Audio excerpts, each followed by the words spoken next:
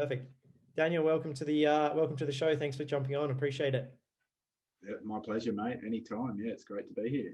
Oh, awesome. So obviously, if you can maybe sort of give us a bit of a rundown on, I guess, your background in terms of what you do professionally, as well as, I guess, Yeah, sure.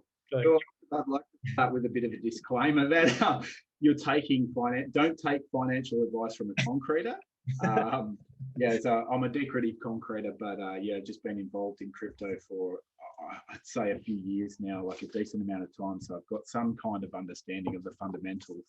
But if you're talking about financial advice, I'm probably not the guy to speak to. But yeah, I've got a small concreting business that I've been running for 12 years. And yeah, I got into crypto probably, I invested a decent amount of money in the beginning of 2017. Yep. Yeah. Perfect. Right before things kicked off, I guess. Yeah. So I was kind of lucky in that aspect before it really took off and that big bull market started. Yeah, yeah. I was also pretty lucky as well. I invested I think it was about $500 roughly August 2017, and then things kind of, Yep. yeah, I think I've got the transaction saved on my phone. It was about, Bitcoin was sitting at about 5,000 Australian dollars at the time. And yeah, like Yeah. sheer dumb luck, man. It just, yeah, Yeah. obviously we got hit with that bull market, and yeah, happy Yeah, days. and it went up like 500%. And did you just hold on to it, or did you I cash cashed out or out. what? At the time, I was actually unemployed, so I'd just been paid some annual leave, and I Right. basically, yeah, just put $500 worth of the money I was paid from annual leave, my annual leave payout, into Bitcoin. And yeah, Yeah. literally like sheer dumb luck, it just went up, and I cashed out, I think around December, and ended up riding Wow.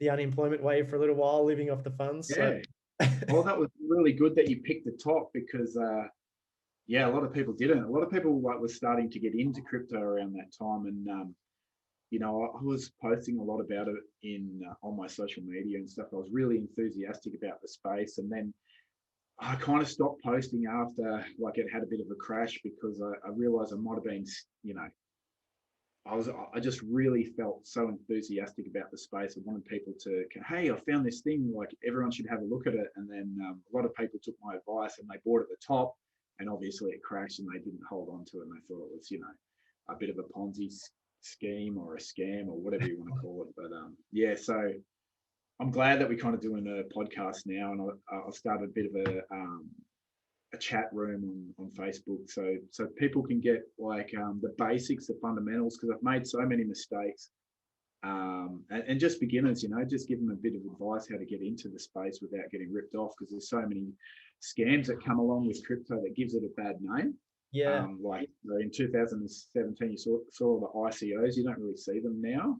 The initial coin offerings, and a lot of those turned out to be, yeah, like pure Ponzi schemes. And you had things like UsiTech and all this kind of stuff. Like, unfortunately, that I got involved in as well. But you learn from your mistakes. So yeah, hopefully, people watching can get, they can grasp some kind of fundamentals from yeah, my experience.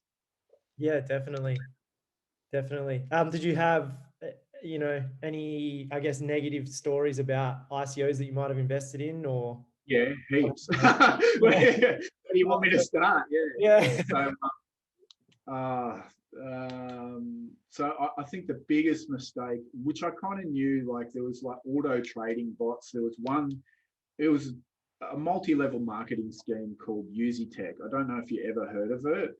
no, They ended up putting out their own coin, and it was like an auto bot that gave you 1% interest per day, which is like, I kind of knew it was a scam kind of thing from the start, but still kind of entered into out of curiosity a small amount of money, but it got huge. It got really, really big, and a lot of people joined in, and a lot of people lost a lot of money. yeah, So that's one story. Like they just kind of like fled the internet, I guess, like because they had no physical address. They had an address in Abu Dhabi or something like this. But yeah, that was one story. And anyone that knows about UsiTech will know exactly what I'm talking about. yeah, So you kind of recruited people, and like you got like a percentage of what they put in, kind of like your classic kind of pyramid scheme. yeah, And then there was a couple of other ICOs. ETN, Electroneum. That still seems like a good project, but they just never went anywhere. Like I bought quite a bit of that, and that kind of like crashed as well. But they're the two main ones. So Electroneum, there's still a little bit of hope in there for them, but yeah. Yeah. Usitech was a complete scam. Yeah. I think that's pretty common. I think, yeah, I've definitely been scammed a few times as well. Like just Yeah. stupid stuff. I was speaking to Perry, another guest that I had on yesterday. We were just having a chat about different scams and stuff. Like I was one of those idiots that got scammed on. Have you ever watched like some YouTube videos, and there's an ad that plays before the video where it's like Vitalik talking, and then Yeah. like, send ETH to this address, and you'll get like twice as much ETH back or whatever. And I was just a dumbass. Yeah, man, I can't believe you fell for that one. Absolute retard, man. Absolute retard. Like, yeah, so stupid. But look, it's really easy to get caught up in the attraction of like a massive bull market like we have at the moment, where everything seems great, but you have to stay grounded, because things like this can turn around really quick. And like with so much interest in it comes a lot of these scams. So you have to be super careful. And, that was part of creating that chat group. So my friends and that don't get bamboozled by, like my mum got into Bitcoin, and she's like 72 years old. And she's always like ringing me up saying, oh, look, this email said you have X amount of Bitcoin in such account. I'm like, Mum, you don't own any. Did you buy that? No, you didn't. Like, so this like these phishing scams or whatever it's called, like it's so bad that like these vulnerable people get caught out, like. And even like you and myself have seemed pretty savvy with the internet, and then we still get caught out in scams as well, Yeah, exactly. It happens. It's so common. Like my background's banking. I've seen so many different scams. Wow. Yeah. Yeah, very similar to what you just like described. Phishing scams are very common, and unfortunately, they target the elderly and vulnerable people and stuff. And it's just so easy for them to get caught up in something like that, and believe whatever story's been told to them. Yeah. And obviously, you're out of pocket thousands of dollars. Yeah, absolutely. Yeah. Horrible. Yeah, I often get called cold call from, because I have a website and a business. I'm always getting cold calls from telemarketers. Yeah. And you just, like, I mean, I can smell them a mile away now. But at first he's like, oh, I wonder if, I really do owe the tax department all this money, you got to like, your classic scams, Yeah. Unfortunately, they're pretty common nowadays. How did you get into crypto? I know, you've got an interesting sort of. Yeah, well, it wasn't actually me. It's it was my dad actually, and he's a kind of an eccentric guy. So like he's always he's been a cannabis user. Like he's never been a drinker. So he uses cannabis. So so there's a bit of a background. So that's the starting point. And at the time, he got a job in the mines.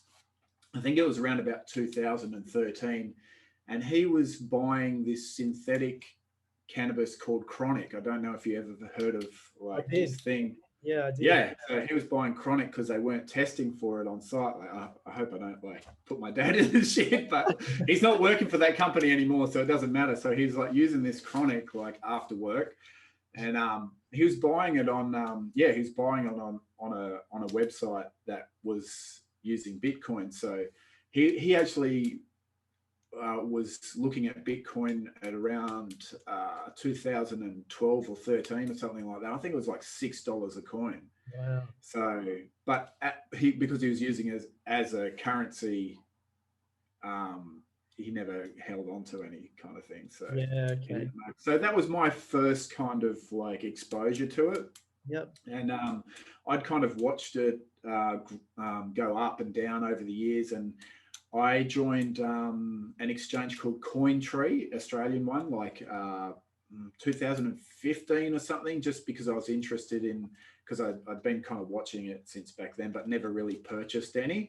Yeah. And I think back then in 2015, you actually had to go into the bank and give the bank cash and put it into an account. So it was like kind of barbaric times in the world of crypto, you know. And I think, yeah, it was about $700 a coin back then. Yeah, wow. Yeah, I wasn't buying any large amounts from it, but like I was telling you prior to this, yeah, I've got a self-managed super fund, and I invested a decent amount in 2017. So when they changed the law, I think it was the end of 2016, for super funds to invest into cryptocurrency, I had a fund that I'd set up for my business that wasn't really doing anything, and I wasn't exactly paying myself super at the time. So there wasn't a lot in there at all.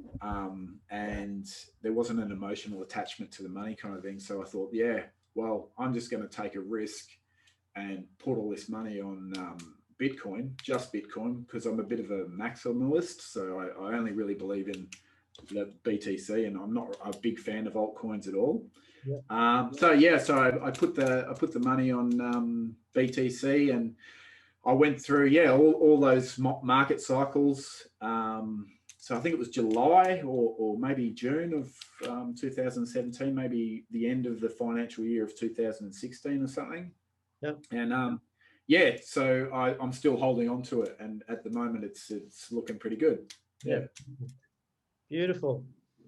Did you personally invest any, like obviously any money as well? Like I know you said. Yeah, I did, not as much as my super fund, but yeah, I made a lot of mistakes. I tried to day trade. I bought altcoins. I bought shit coins. I bought everything. I tried everything, you know, like, but I don't regret any of it, because I learned so much about, I had no background in financial markets. I didn't own any traditional stocks. The only real estate is my house. Like I didn't really know anything about any kind of markets, but through getting into cryptocurrency taught me so much about other markets, and got me a bit more investment savvy kind of thing. So it's really been a great experience, even though I'd kind of lost and made money. And I think overall I've made, yeah, a substantial amount of money. Yeah, I'd say, without, you know, my own trouble.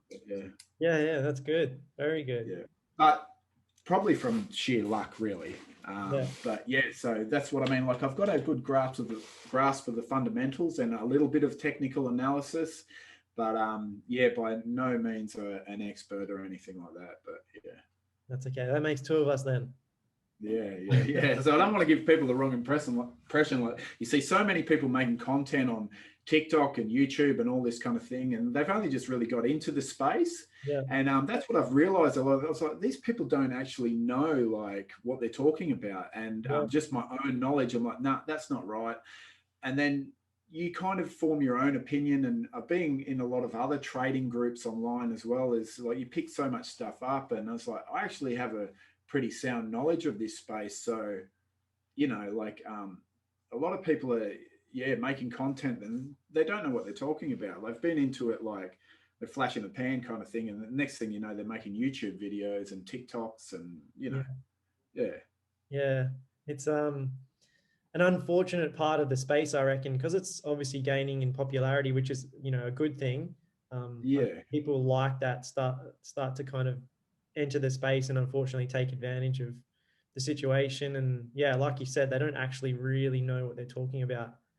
You know, just trying to push funny information onto people, and obviously they don't really have any substance in what they're saying. So that's that brings us to, like, I'd like to like say where I started, like got a lot of information. I started following a guy called Chris Dunn on YouTube. Okay. He makes a lot of fundamental videos, not just about cryptocurrency, about all markets. And to me, he's a really knowledgeable guy. And one thing he said at the start when I started looking into this is like 95% of altcoins will be obsolete. And watching this space over this period of time, it's come true. There's only really Ethereum and Bitcoin, in my opinion, and maybe like Binance Coin or something like that, that will, you know, it's still moving as one asset.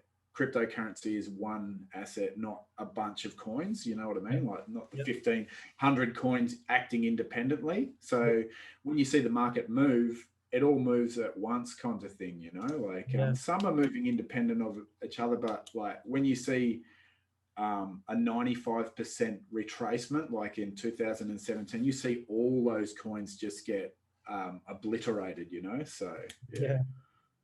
Yeah, I totally agree. I think the altcoin market's very, it's a hard space to play in.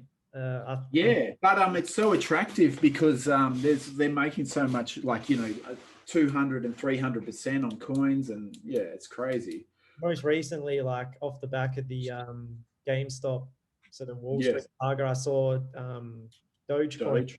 Yep. Man, just I think it went up maybe 800% within a 24-hour Yeah, period. but Oh, that's not the first time. If you look at the charts, Doge has done that probably. Well, I can think of 3 other times since I've been in this space that it's done that, and it's like a running joke, man. Like it's a pump and dump. And I like some people will say, "Oh, it's a financial revolution." No, it's not. It's a pump and dump. Like you look at it, it goes up and it goes down, and it's going to continue to go down. And it's going to be worthless again. So yeah, don't buy Dogecoin. Yeah. Yeah, that's one piece of advice we could both give is probably don't buy Dogecoin. Yeah, they're doing it with XRP at the moment, and Yeah, I saw yeah, that. and some other coin, So yeah, and there was one of the first coins that I ever bought was Redcoin, which was it was meant to be like a social media platform where you'd pay YouTubers in Redcoin, but it never really took off. I think they're pumping that at the moment, So. But these coins are, some of them are fractions of a cent, so yeah, I don't know, like pump and dumps. It's just Yeah, it's another little. What they are, they pump and they dump. Yeah, it's basically a little scam, I guess. Yeah, but that's the thing. It's like, well, it's not like the Wall Street guys doing it anymore. It's dudes on the internet, like so. 100%. Where's the smart money? Like, is it it's kind of roles are reversed now. As you used to say, retail investors were the dumb money and institutions. Now it's kind of like, well, that's not really true because we got access to all this information and all the Reddit platform. It's kind of, it's crazy, Yeah. What's your take on the GameStop sort of saga that's obviously unfolded? I'd never even heard of GameStop.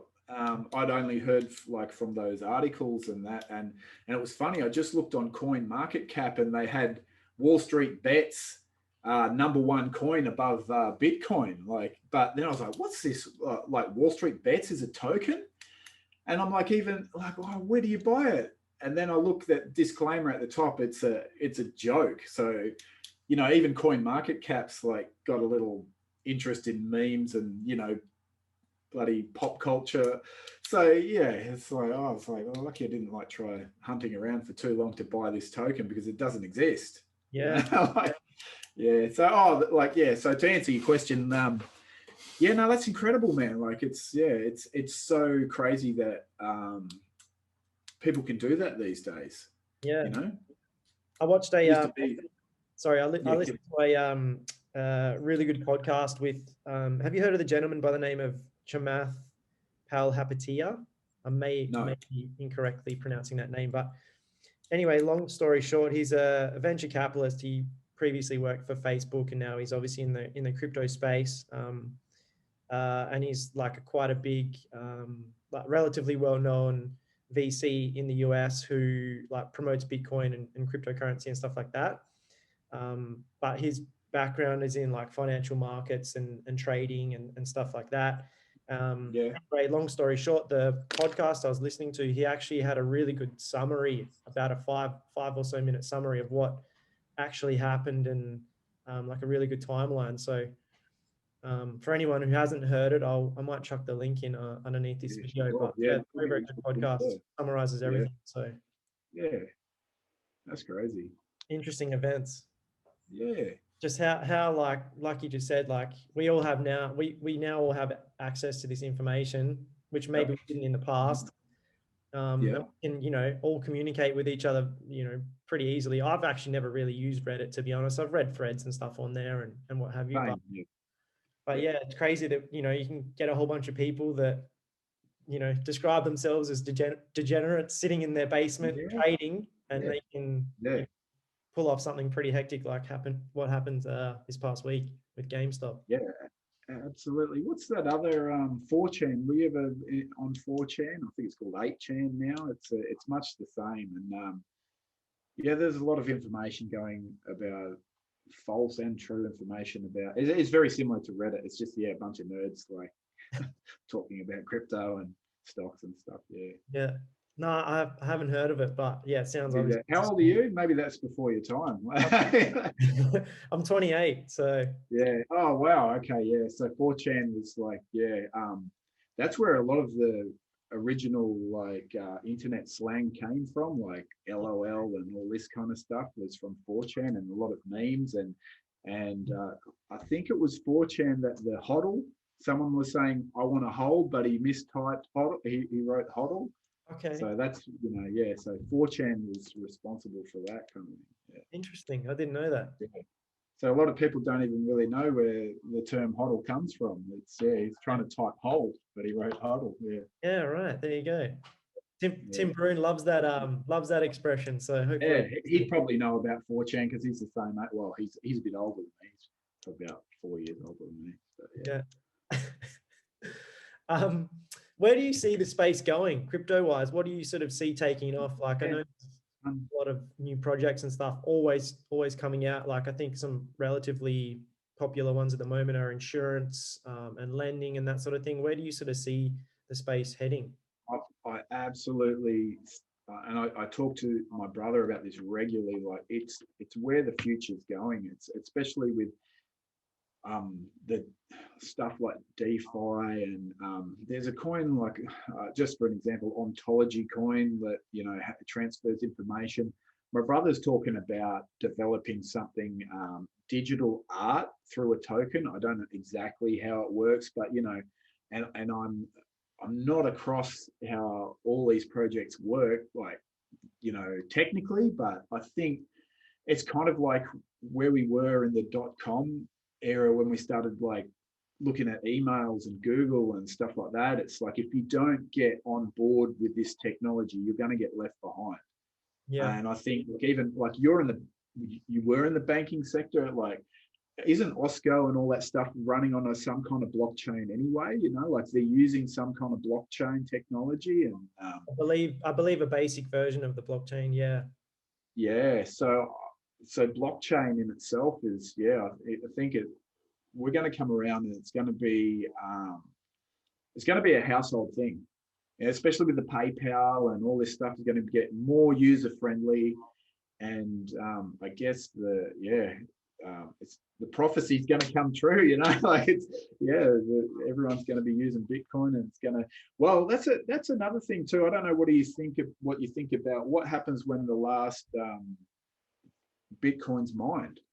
So that's an interesting situation, So you've got the miners that are authorizing the transactions, how the whole blockchain works, in my understanding. So once they've mined it, like what incentive do the miners have to stay in the network?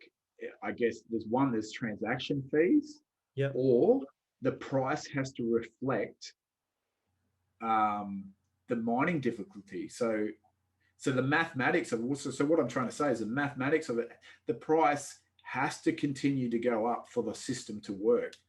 This is just my opinion. Like anyone that watches this, feel free to correct me or chime in. So so what do you think about that? Like, do you know about mining or? Yeah, look, I know a little bit about mining. Not too. I wouldn't say I wouldn't be able to describe it in a technical term, but yeah, I do understand what it is and how it kind of works. I'm not too sure. I think you're right about the transaction fees. Like miners would have to definitely have some kind of incentive to keep the blockchain running. I think the price would definitely also like the price of Bitcoin itself would definitely have to continue to go up. Probably the two main sort of things I can see. I feel like Bitcoin itself is probably going to become more of a store of value than anything. So I don't think people are going to be transacting on it as much as it was probably intended to. Yeah, but then see, that's the interesting situation that you say there is like if people are storing value and not doing transactions, then what incentives are there for the miners to verify transactions on the blockchain? You know what I mean? Yeah, So if people are just holding and not doing transactions, then so it brings me to say, like maybe Bitcoin will be superseded by some other coin eventually. But yeah, until then, yeah, I think Bitcoin's it's the main, it's the king, yeah. for now. I feel like it plays a massive role psychologically as well. Like obviously any other coin apart from Bitcoin is referred to as an altcoin. And I feel like Yeah. people are probably always going to be stuck in this mindset of, okay, this was the original, Mm. the original digital currency, Bitcoin. I feel like it's going to be hard to maybe break I don't know, that Bit of psychological. nostalgia. Yeah, it's Yeah. going to be hard to Yeah. break that psychological barrier of, saying like, hey, Yes. guys, we're not using Bitcoin anymore. We're going to, maybe use Ethereum becomes number one, or, Polkadot becomes Yeah. number one, or something like that. I don't think Yeah. that will Yeah. be an easy thing to accomplish. So I kind of always see Bitcoin as, being in the mix and in the picture, but to what, I don't know. Yeah. So I think the last fraction of blocks and Bitcoin will be mined. I think the projection is 2140. So like what's that, 120 years? You know what I mean? So Yeah, right. they'll still be like the block difficulty will keep halving until then, until you're probably just mining for Satoshis. So so that price probably has to reflect even the one. Well, maybe they'll have some other way of not using as much electricity, but yeah, so that have you heard of John McAfee? I have, yes, I certainly have. Yeah, so he made a massive prediction about, like, mind you, he's a doctor in mathematics. So I think he actually was on, he's pretty cooked, but he was actually onto something with the numbers and Yeah, how it works. And he kept on saying the mathematics don't lie. And I'm inclined to believe him, but he's just a bit off with the time frame. yeah, It has to go to that $1 million per Bitcoin, for yeah, in my opinion. yeah. I totally agree. Obviously there's been a massive buzz towards, the latter part of 2020 and early, obviously 2021, with a whole bunch of institutional investment coming Mm, into the market, and people much smarter than myself are predicting, yes. Bitcoin to go. Um, sorry, Yeah. Sorry. sorry. Something happened. Yeah, Yeah. popped up on the screen. Sorry. Yeah, people Yeah. obviously much smarter than me are predicting, Bitcoin to go. I think a representative from Citibank said roughly around 100, Yeah. 140K towards the end of the year. I So, think it was mil. 387,000 Citibank said. Yeah, just Something like that. Yeah. ridiculous figures, right? Like, Yeah. and that's just like one particular institution. I've read like 4 or 5 different articles of, Yeah. Well, I different was institutions. watching, sorry to interrupt. Yeah, I was watching a podcast, well, no, a video, just a live with Nuggets News. He's like Alex Sanders, I think it is. He's the man. Yeah, And he was saying, like, these people thinking it's ridiculous to buy at 30 and 40,000 is every time that there's these dips in the market, the institutions are happy to pick up at that price. And, the fact that they're doing that is it's still got a long way to go. And the price projection to 100,000 still on its way, and it's doing everything that it's said it was going to do do you follow on the charts. sorry, do you follow the stock to flow model at all? Yeah, that's what I'm referring to. Yeah, Yeah, yeah. So I saw that on Nuggets News, and yeah, so he was breaking it down technically and showing, showing that it was well on its way to the 100,000 mark. yeah. Mm. Yeah, it'd be interesting to see. Like, obviously, 2020 was an interesting year. I feel like 2021's going to be more interesting for different reasons. I don't, Yeah, hopefully it becomes the end of this pandemic that we're sort of still experiencing, although WA's kind of got off relatively scot-free. But we've got our own immunity just from Yeah. being geographically Yeah, removed from everyone, Yeah. I know, very lucky in that sense. But I think Yeah. this stuff with GameStop and Bitcoin becoming more and more popular within the mainstream sort of realm. I think towards the end of this year is going to be quite interesting for finance and Bitcoin and cryptocurrency in general. So it'd be interesting to see, I guess, what happens. Absolutely. Yeah, absolutely. Yeah, Yeah. Fun times. very fun, very fun. Have you got any more to add in terms of interesting stories? Like I know we've obviously chatted about some of the altcoins you've dabbled in Yeah. the past and stuff like that. Obviously, Bitcoin's probably your number one investment at the moment. Do Yes. you see any of the Yes. other, maybe obviously not shit, but Like I say, I'm a big fan. I just purchased some more Ethereum yesterday, yep, and the reason why I purchased it was, I guess it's a bit of a funny story. My wife, she's like, oh, okay, all these crypto things, I want to buy some, and I said, just buy it through my CoinJar account. This was years ago, and we bought some Ethereum, and it had a bit of a crash, and I was just swapping around with like different coins and buying a lot of the small cap altcoins because they had massive potential. And I bought a coin called I think it was called Peep Coin, and it was meant to. It's a privacy coin. It's okay, going to be used on like Pornhub or something like that, kind of like Verge, or I don't know what the story was. It seemed to have a lot of potential. It turned out to be a flop, and they turned to DApps coin, and I ended up. I still do own like 10 million or something DApps coins that are they're worthless. And she's like, yeah, so how's my Ethereum going? I was like, oh, actually, I just swapped it for a bunch of magic beans, basically. So yeah, so I was like, well, I actually see Ethereum going to at least.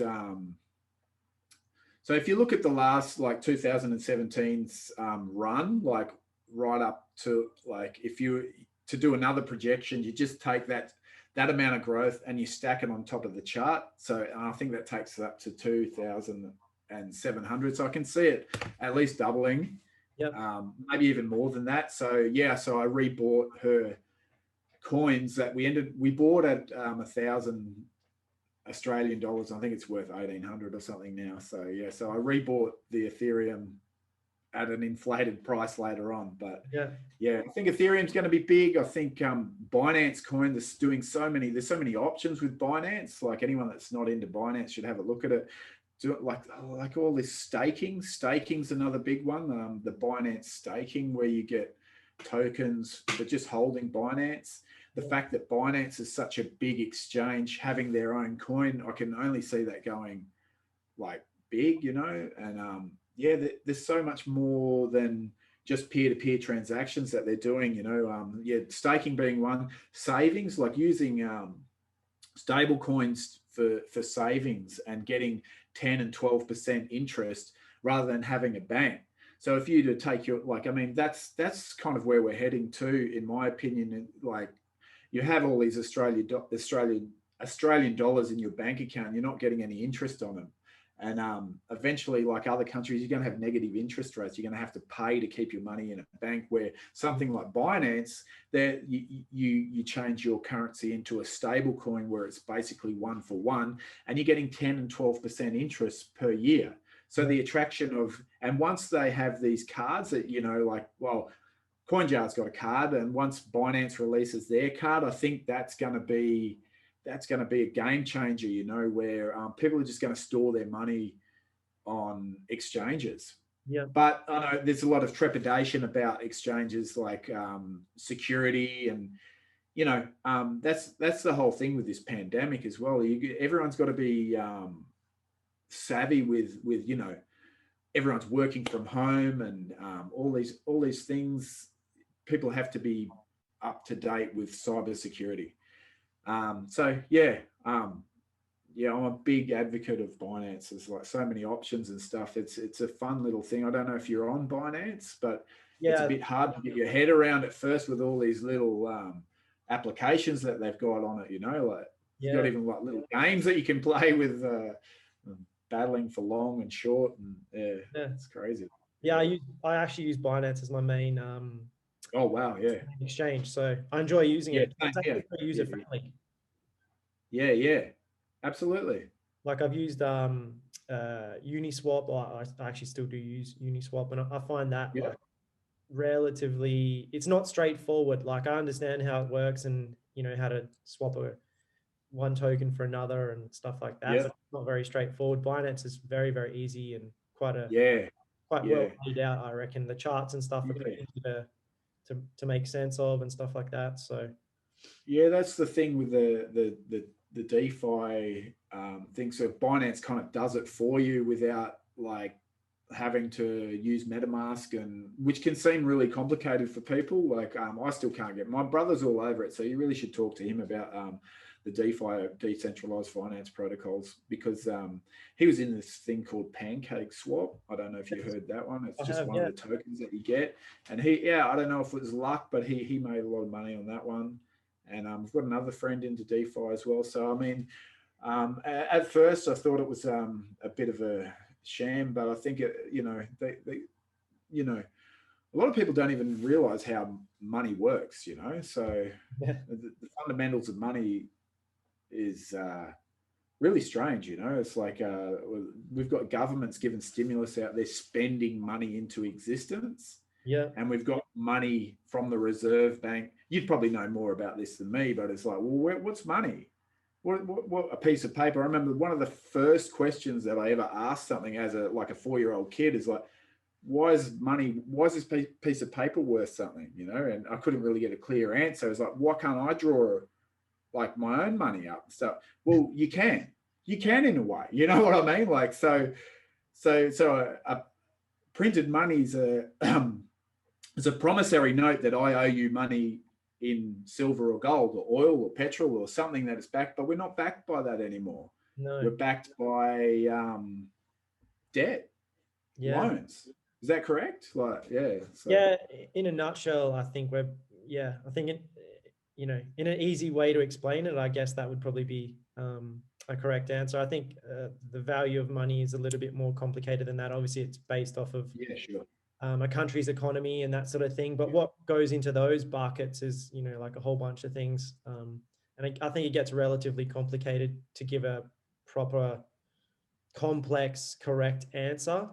yeah, Um, but yeah, I think the exact same thing. I remember asking my dad, "Hey, how come $50 is worth $50? I don't understand how this system works." And he yeah, said, "Well, back in the day, yeah, it did all used to be backed by gold, the gold standard and stuff like that." And sure. same thing, man. He couldn't really give me a very straightforward answer, and I think that's relatively common. I don't think many people Yeah. understand I, how it I, works. I was actually quite just from talking on social media, surprised how many educated, intelligent people don't know what they're doing. They just printed what $1.9 trillion in the US, or they're going to. Like, Yep, how does that work? Like, crazy, huh? They it's basically, ridiculous. yeah, So there's where you got 21 million bitcoins. So that makes sense to me. It's like you've only got so much. So yep. you got proof of work, proof of stake, or whatever it is, and yeah. So that's I can see that system makes sense to me. You Yeah, know. me too. Like when I first started at the bank, I no longer work for them anymore, but I was explained by the branch manager, who was quite an intelligent individual. He sat down and we had a chat about the origins of money and how lending Sure. how lending works and stuff like that. And basically, in a nutshell, the system we're currently on, you can never actually repay back the debt, because you get loaned a certain amount of money by, say, the Reserve Bank, and they expect an interest on that particular money. But where does that interest come from? So say you've got, say, $100 and they expect 10% interest on that $100. You receive the Yeah. full amount, you receive the full $100. How are you going to get the extra $10 to pay back that interest? It doesn't exist. So they have to constantly keep printing more and more money, and you're forever in this, Absolutely. cycle. Yeah. And so the Federal Reserve is independent to the government, from what Yeah. I understand. Yeah. So so the governments, so they push stimulus, and they spend money into existence, Yep. and so the reserve have to print more money. So I mean, as a young child, a 5-year-old child is like, well, why don't we just print heaps and heaps of money? You know, it's like it has no value. We're going to end up like bloody South Africa, or you're from South Africa, aren't you? Like, My girlfriend is, yeah. So oh yeah, I'm from Perth, but yeah, she's from South yeah. Africa. Oh, sorry, yeah, yeah, No, that's fine. Yeah, yeah. So you yeah. got what $1 trillion notes and stuff over there? It's crazy. You know? It's not that bad. They've their economy's, yeah, obviously not great. As an African nation, it's obviously probably one of the better ones. Yeah. But I think like Or Venezuela or something like that, you know, where they're chucking their money out of the windows. Like, crazy. Yeah, I see they literally like have garbage bags full of money because it's worthless. You can't buy anything with it. They're I read a really interesting article. Do you remember the game RuneScape? I don't know if you ever played RuneScape at all. It was just like a no, I have heard of it. I'm not really a gamer. Yeah. yeah, don't worry, neither am I. I was in a past life when I was young and Yeah, young, same here. Yeah, yeah. young and Mario. basically the game was just like a, I don't know, medieval role-playing game where you know level up the character and do make like it what, World of Warcraft or something like that, or very similar. Yeah, very similar. right. Really good example. Anyway, long story short, I read this article that people in Venezuela are actually using RuneScape to like mine money on RuneScape. So whatever RuneScape currency they have, and then sell that for Bitcoin and using Bitcoin to pay for stuff. Yeah, using Bitcoin. See, well, that's what I can imagine crypto, you know, will help these countries out with in trade, you know, like where their hyperinflation exists and all these bad things. So isn't that what it was designed for, you know? So yeah, it's actually working at the moment. Yeah. You know, going by that story. Yeah, definitely. I totally agree. I mean, hopefully, at the end of the day, in 10 years' time, maybe more and more countries actually adopt it as maybe their currency or something that backs it. That was the ideal behind ETN, was that you could do mobile mining. You could mine on your mobile, and it'd help countries like poor countries. You could maybe mine 25 cents worth of ETN a day if the price reflected it, kind of thing, and that'd help out. You know, like underdeveloped countries, they could buy, you know, like a couple of bags of rice or something like that, you know. So I mean, that's simplified. I'm sure there's more to ETN than that, but yeah, they stopped the mobile mining, and yeah, I think that's when they kind of went downhill. But yeah, so there's a lot of great ideas for humanity, I guess. Yeah, definitely. I think the system we're currently in, obviously, is very clear that it doesn't work. It's not sustainable. It works for a short period of time, but then obviously the system sort of goes through these cycles where it eventually fails and there's massive crashes, and unfortunately people lose a lot of money, and they're usually people like you and me, that aren't extremely wealthy, like a bit of money, but a lot of people lost money in the 2008 financial crash through their super funds, their industry super funds. They lost money. So my dad was one of them. Yeah, well, there you go. And they try to push industry super funds as being like a safe kind of bet, but I don't know. Managing your own money is probably safer to me. Yeah, I agree. I'm in the process of setting up a self-managed super fund actually to.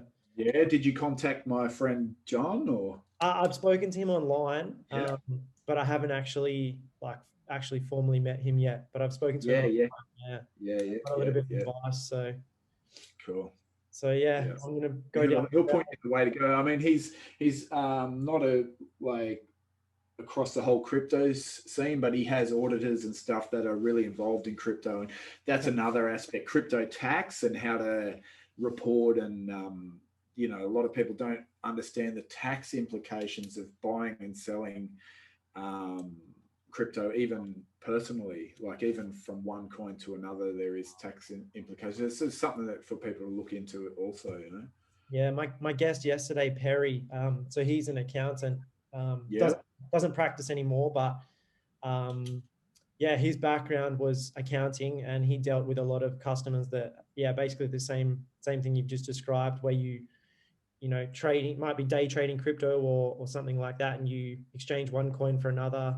He described that as like a capital gain or capital loss Yeah, event. So you have to which track is yeah, everything you yeah, do, yeah. which can get messy. Yeah, absolutely. Especially if you're doing like 100 trades a day, like some people are. It's this massive spreadsheet of trades. I don't know how.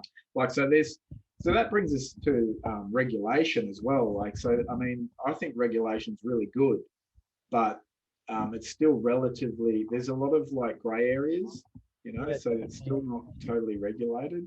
So Yeah, regulation's something to consider when getting into crypto as well. Yeah.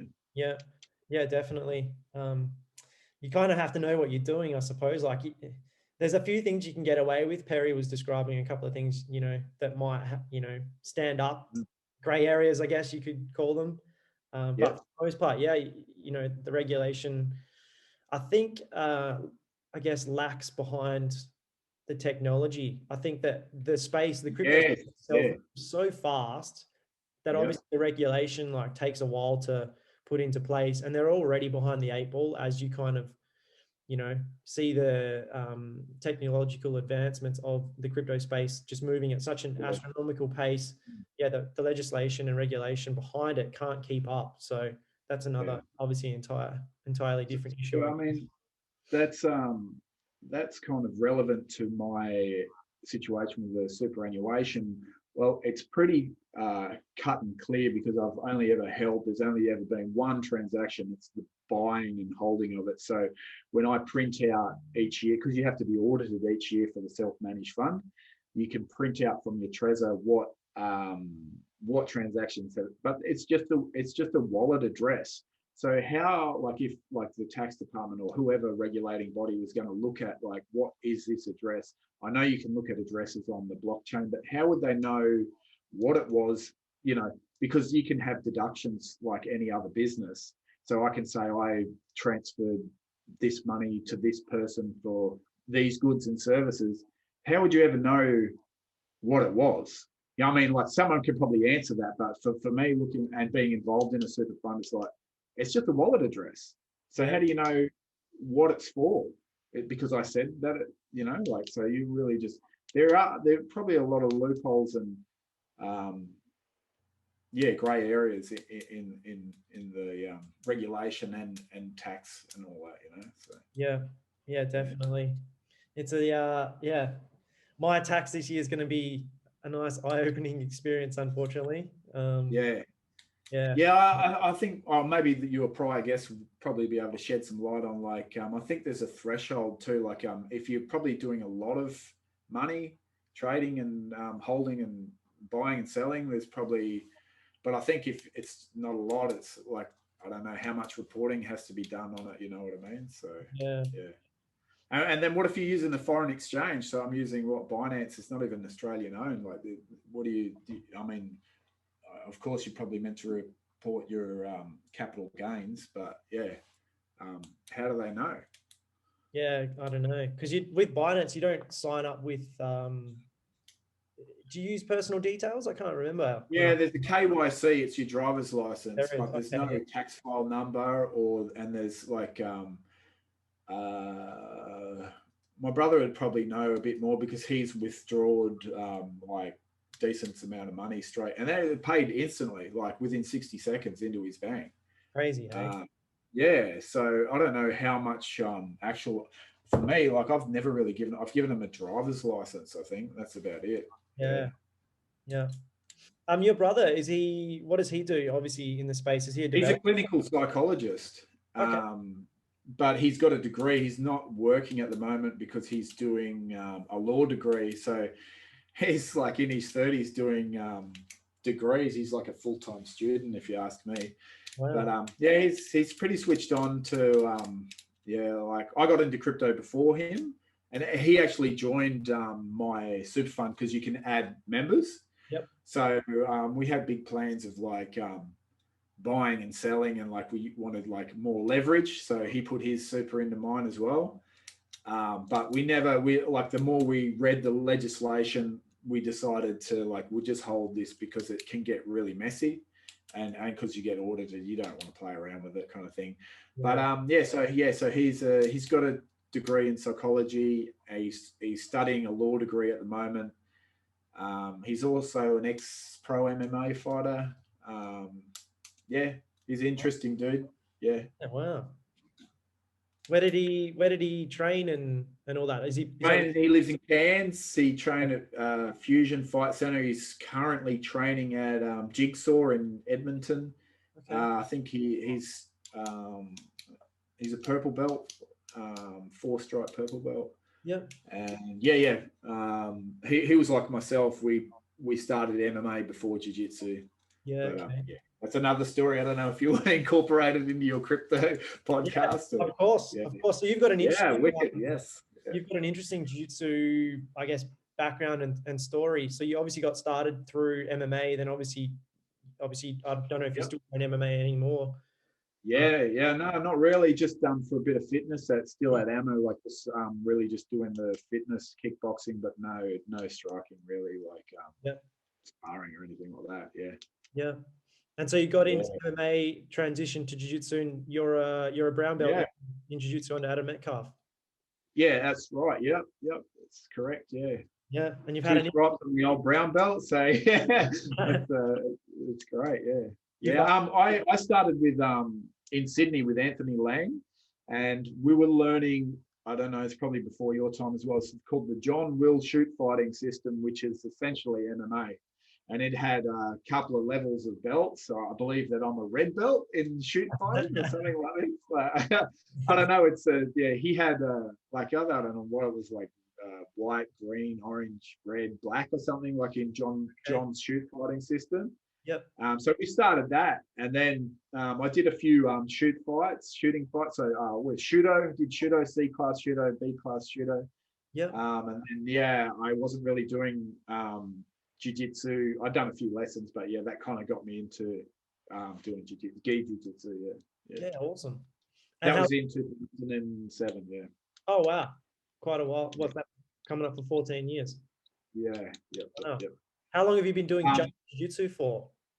Well, also minus my injury, I didn't train for 2.5 years. Yep. So I'd say it was a pretty quick transition. I'd only been training about 6 months before I had my first fight. So it just, I'd say probably the full 14 years minus my injury and those 6 months.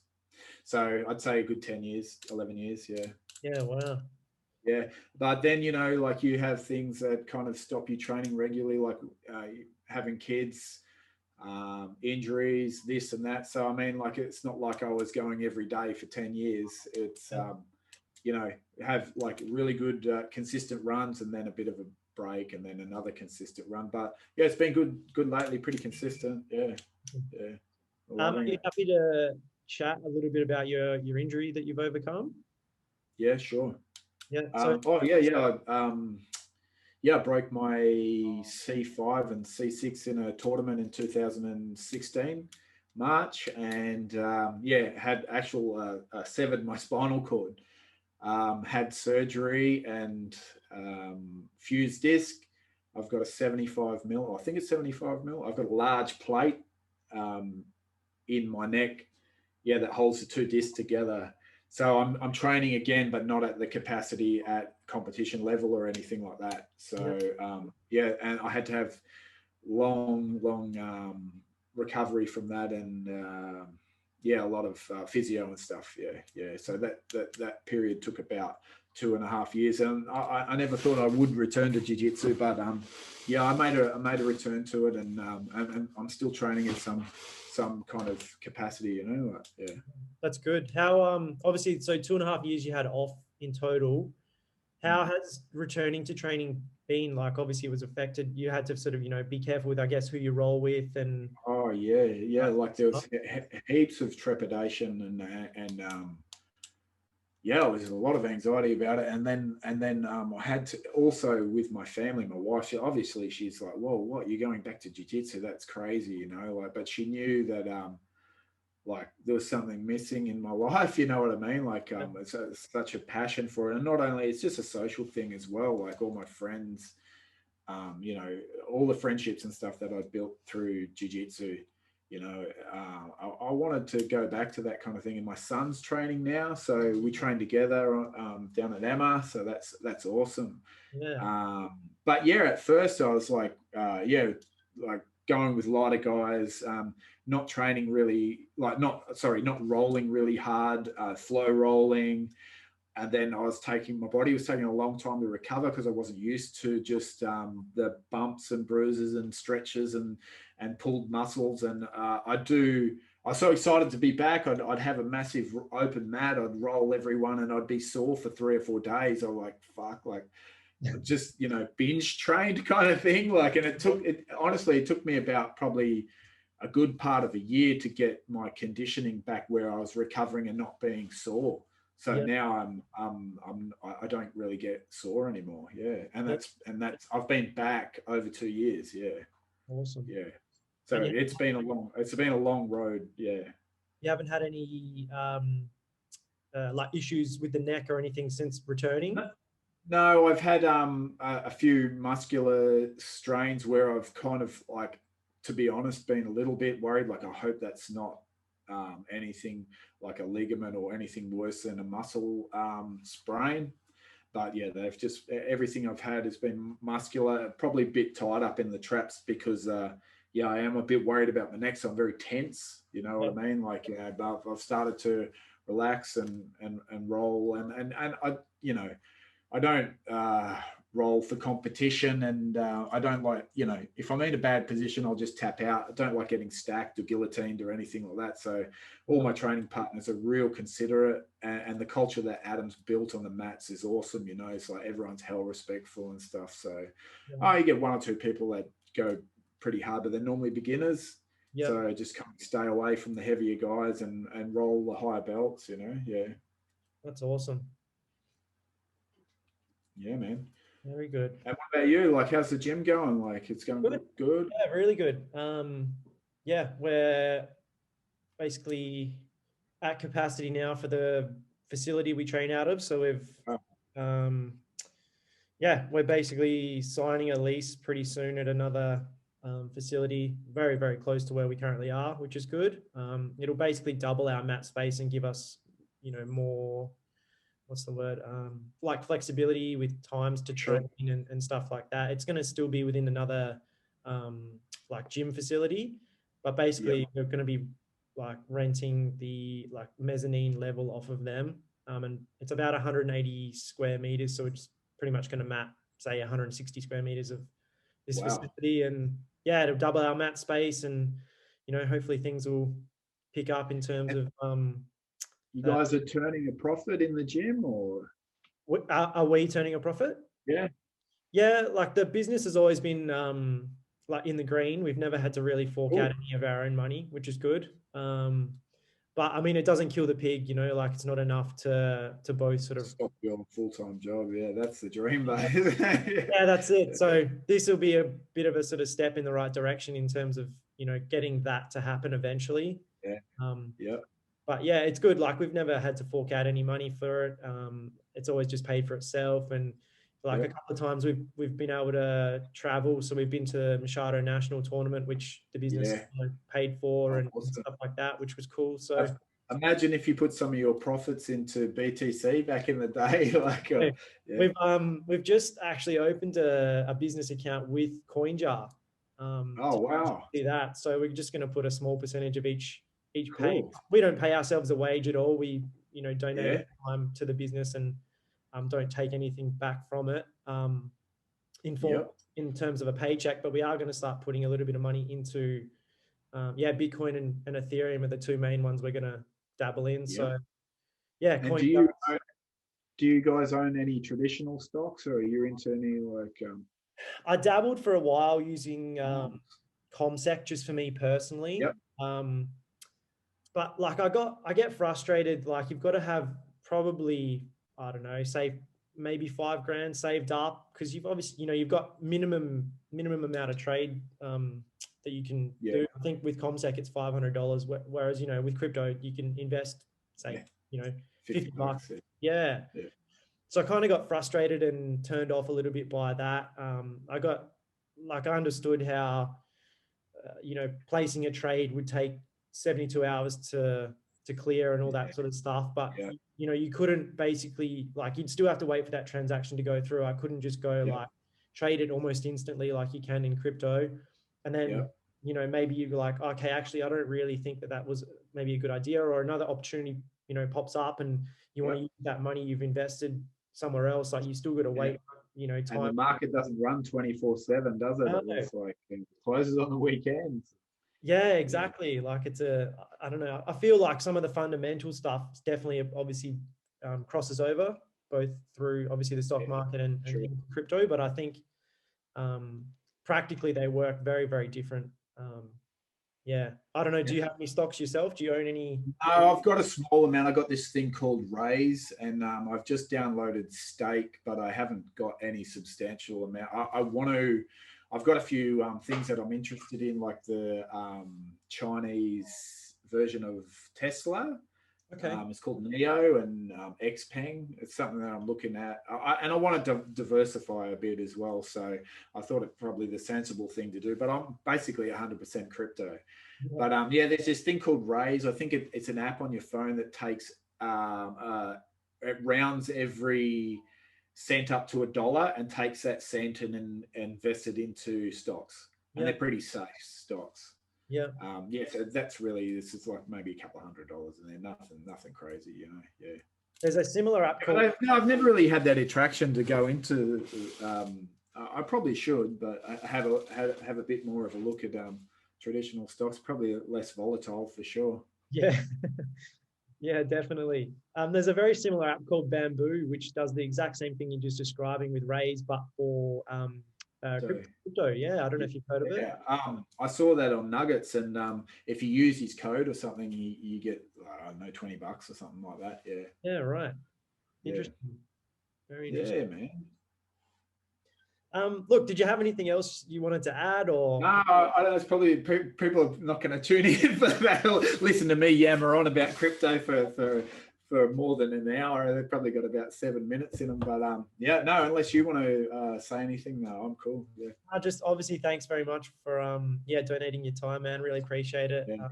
I'll endeavor to get the episode out sometime this week. I'll just obviously. So what's your podcast called? Also, like. Yeah, I look. My my other guest, a couple of people have asked me. I'm still playing around with names. I want to sort of initially stick to people in the crypto space, but I've always kind of had this, like I guess what do you call it? Like maybe back burner dream or goal of interviewing just interesting people. From all walks of life. So I'm kind of just stuck in this place of, should I call it something related to crypto, or should I just have like a name where, like, for example, I could just use my name, The Ryan McKay Show, for example.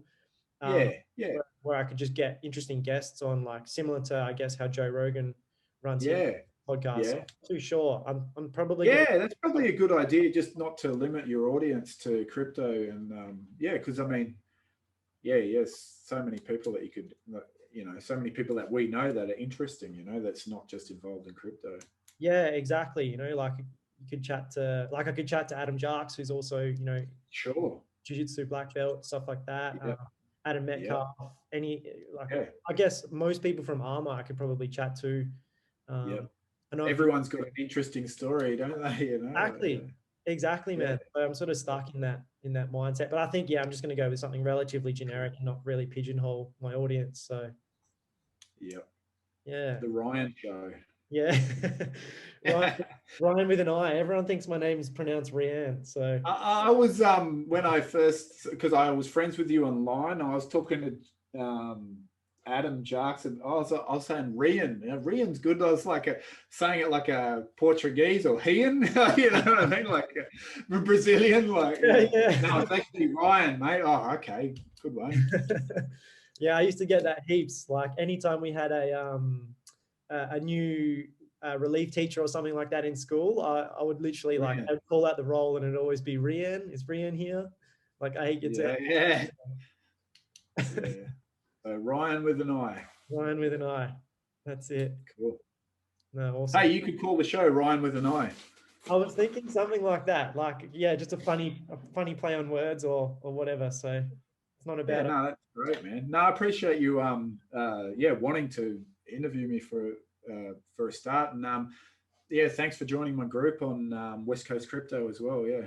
Yeah, no problem at all, man. Looking forward to yeah. I mean, like I get again, like you, I've got a little bit of fundamental understanding, but I'm Yep. probably not going to be giving any like red hot tips or anything to anybody or anything. Nah, nah, same Advice, but here. Yeah, anything yeah. I can contribute, 100% happy Yeah. to in. Yeah. You're just passionate about the space as well. That's Yeah, awesome. exactly, Yeah, exactly. that's cool. Yeah, feel free to put the like if you get the podcast together, post it in the group. Awesome. Yeah, Yeah, perfect. Thanks so much. Appreciate it. yeah. No worries, man. Awesome. All right. Thanks very much for your time, Daniel. I'll Thanks, Ryan. Cheers. thank you.